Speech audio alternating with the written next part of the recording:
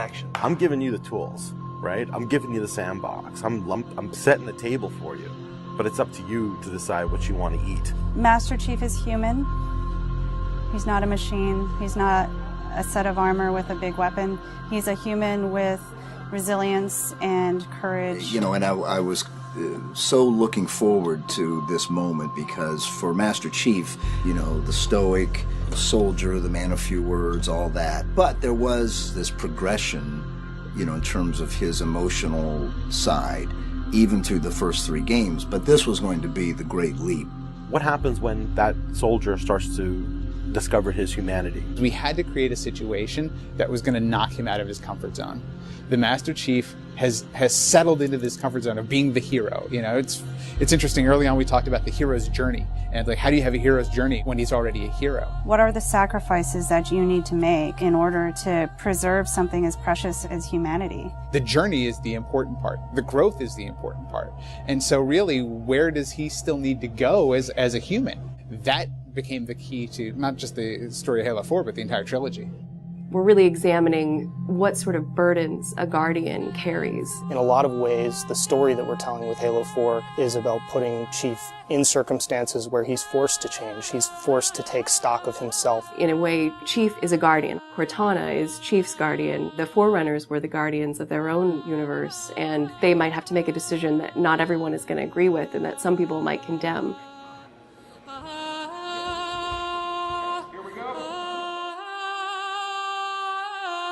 It's almost like you're a little kid and you're just playing make-believe again. So you imagine everything. The table's here. The plinth for Cortana is here.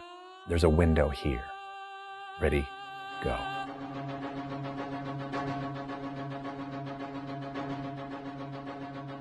How can we immerse the player even more in this world that we've built around them? I'm not doing this for mankind. How can we have Chief have to deal with his own humanity? Everything had to be predicated by what the character needs were and what direction the characters needed to go in. The art direction specifically for Halo 4 isn't about creating an emotional tone for Halo 4, it's about creating an emotional tone for every single moment and experience that the player needs to understand. Similar to what he said is that, you know, we build what we need to see. We can't look too far this way, it starts to fall apart. But back in here, things are looking good. Film is like, I'm going to create something and it's going to be awesome and I'm going to polish it and I'm going to own it, but I'm going to share it with you, which is very different than game storytelling, which is I'm going to give you all the tools, I'm going to give you all the possibilities, and it's up to you to discover it. Answering questions and answering the directions that the narrative had already taken defined the path forward for us as we started to tell the story. We're always telling these huge, big stories. You've got Infinity, it's the biggest ship that has ever been launched. We've got Requiem, which is like the biggest Forerunner artifact we've ever found. But in the middle of all of that, we've got this very small personal story between Master Chief and Cortana. You tell a story with every detail that you put into a game. Immersion is really what allows somebody to believe your universe and also to become emotionally caught up in your universe. Ready to get back to work? I thought you'd never ask. How do we make sure the sights and the sounds and the things that they're feeling as a player inhabiting that suit really comes through more clearly? And you know, technology has allowed us to do that with much higher fidelity than back in the CE days. Okay, so those are definitely bigger ones. Yeah, those start to get. Just because we've got more people. Let's roll video. Yeah. So this will be just video and audio only, no face, no mocap.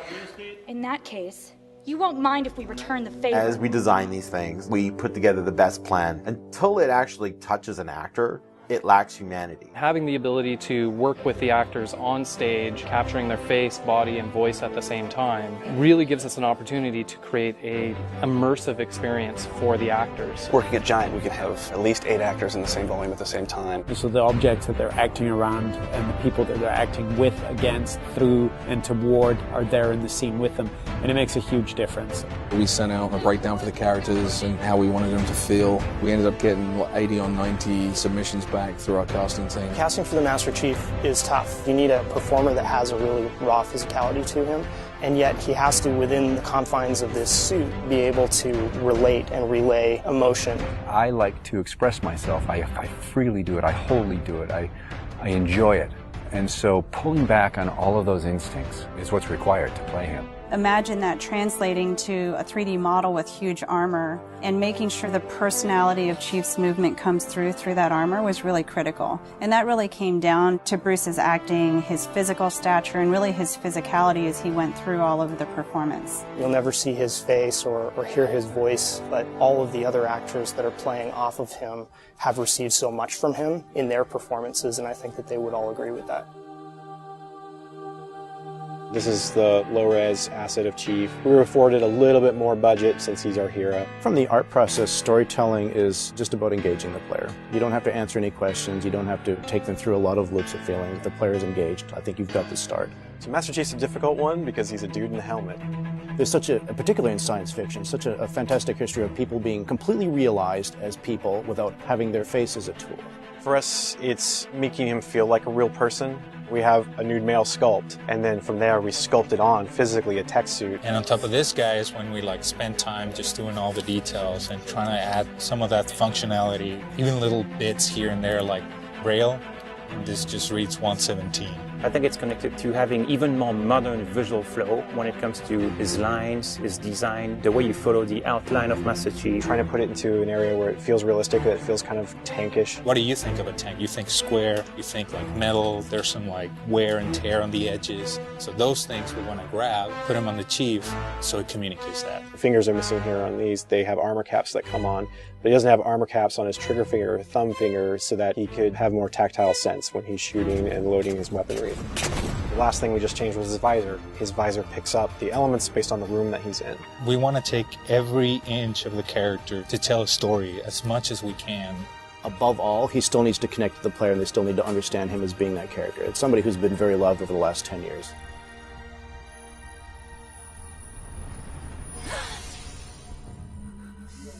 The irony here, right, is that we have a character who's not human at all in Cortana. I was put into service 8 years ago. She is the most human character that we have in the story. Right? She's struggling with her own mortality. AIs deteriorate after 7, Chief. That's something that everybody struggles with. That's the most, human it gets. If we can just get back to Earth and find Halsey, she can fix this. Everyone has to figure out what it means to die. She's strong, she's convicted. She herself is going through a really difficult time in understanding the things that are happening to her. We were looking for somebody who really could bring just fire and stuff that's required for some of those sequences. We needed to make sure we found someone that had some innocence to her, but also could be very strong at the same time. If you imagine that you could have 20 emotions at one time, she has that. I will not allow you to leave this planet! She's really the heart of the game and the heart of Master Chief and explains what's going on and why it's a problem. I didn't mean to. I didn't mean to do that. Cortana is certainly our biggest human connection, I think, with the entire story. How can we see these subtle details in her facial structure? It's the Forerunner symbol for Reclaimer. So this is the baseline where we started from Cortana, and then we go through and tweak and modify, having all these different elements moving throughout her that make her feel alive constantly. We wanted to make it to where you could have code flow lines start from every digit from her toes to her hands, and then be able to flow all the way up into her head. What you experience is her taking care of you as a player from a gameplay perspective, but I think you also start to get a sense of how she takes care of the human side of Chief. Wake me when you need me. They spotted us. Bringing Jen and Steve in and having them layer their voices over the character performances in the cinematics, that just brought the whole experience together. You look at just the number of lines that the Chief has had over the course of the franchise, and it's not a lot. How much firepower would you need?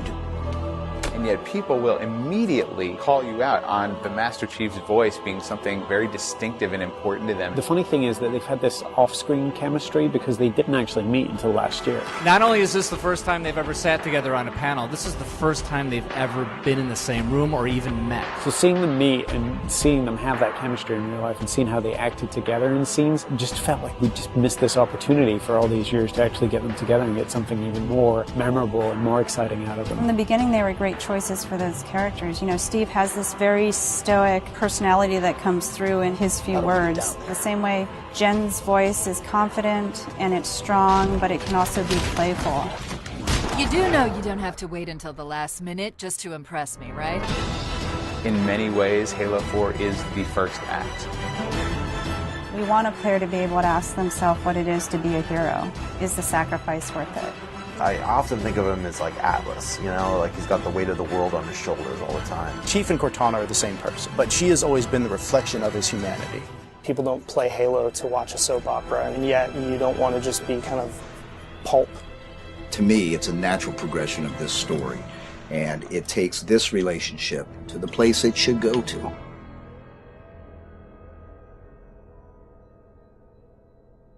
Don't make a girl a promise you can't keep.